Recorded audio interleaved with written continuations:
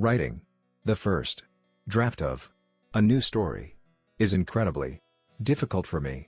I will happily do revisions, because once I can see the words on the page, I can go about ripping them up and moving scenes around a blank page, though terrifying. I'm always angsty when I'm working my way through a first draft. Marie Lu. We are both disturbed and fascinated by visions of bleak futures, predictions of what might come if we as a society aren't careful. In general, I write for ages 12 and up, although I've received emails from readers between the ages of 7 and 70. My books are science fiction. I've always had this interest in sibling relationships because I don't have any siblings.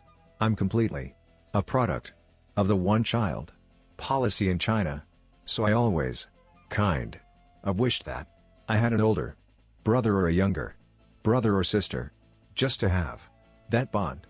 So I find myself constantly writing about that relationship. Fantasy and science fiction are where my brain lives. Comics and animation have some of the deepest stories I've ever seen.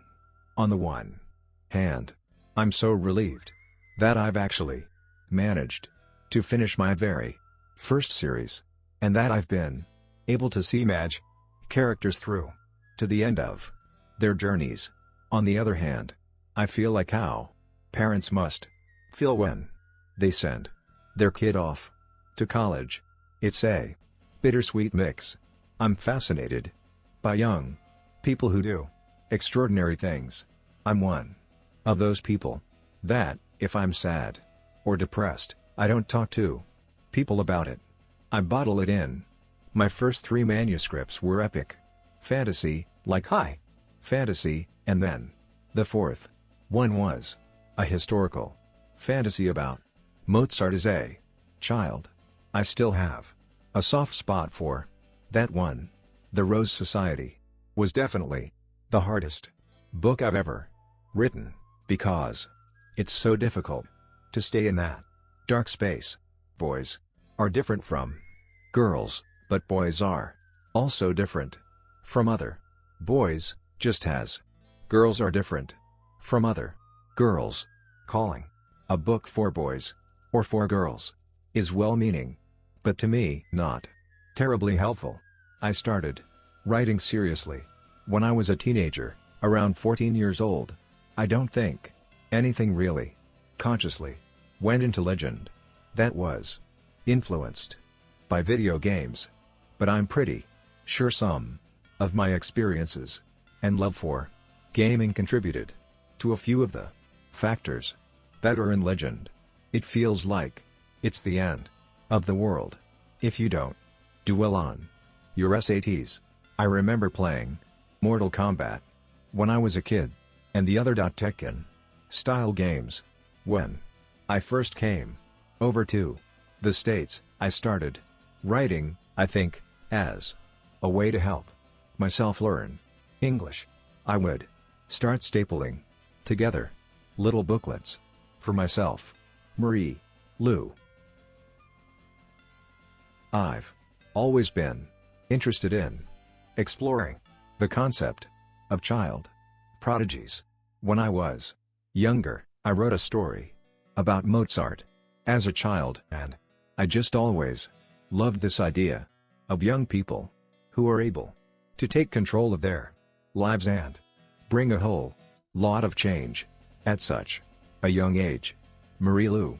What can I say? I'm a writer. I enjoy forcing pain and suffering on my characters. For me, as a fan, when I read book series, I tend to be the most judgmental of the last book. Writing is an extremely rewarding and humbling process, and I've learned to go with it, that even if it feels absolutely impossible, I will find a way to tell the next story. I receive emails from readers that both break my heart and give me a profound sense of Connection. Several months ago, I received an email from a teacher who told me that Legend was the first book one of her troubled young students had ever read to the end. He cried when he finished it. Stories like that stay with you forever. We determine whether a book is for boys or girls long before the reader gets a chance to decide. We package them with soldiers and ballet slippers on their covers, war machines, and glittering gowns. As a writer, I try to appeal to the elusive boy audience the same way I try to appeal to everyone. I do the very best I can to create interesting characters, addictive plots, tons of conflict, believable settings, unexpected plot twists, intriguing beginnings, and satisfying endings. I remember my favorite books when I was a kid. The Redwall Adventure series, Ender's Game, things like that. I am a hopeless pantser, so I don't do much outlining. A thought will occur to me, and I'll just throw it into the story. I tell myself I'll worry about untangling it later. I'm glad no one sees my first drafts, except for my poor editor and agent. I write the story as it comes to me, is my natural voice, not a conscious choice. I've seen fan art from readers that is professional, great in quality. I went into writing the young elites with a great deal of fear. I'd been told repeatedly that a villain's story would be far too dark for young readers to want, and that no one would like my villainous Adelina. I braced myself for epic failure. I have an obsession with describing hair. I don't know why. Hair is just really pretty. I used to work in the video game industry before I became a full-time writer. I had a wonderful fan who once sent me an alpaca hat all the way from Peru, where he'd gone to volunteer in a remote village because he was inspired by Legend to do good. That's probably one of the sweetest fan moments I've experienced. A really fun fan moment was when a fan gave me a copy of Legend that he had turned into a functional clock. Mari Lou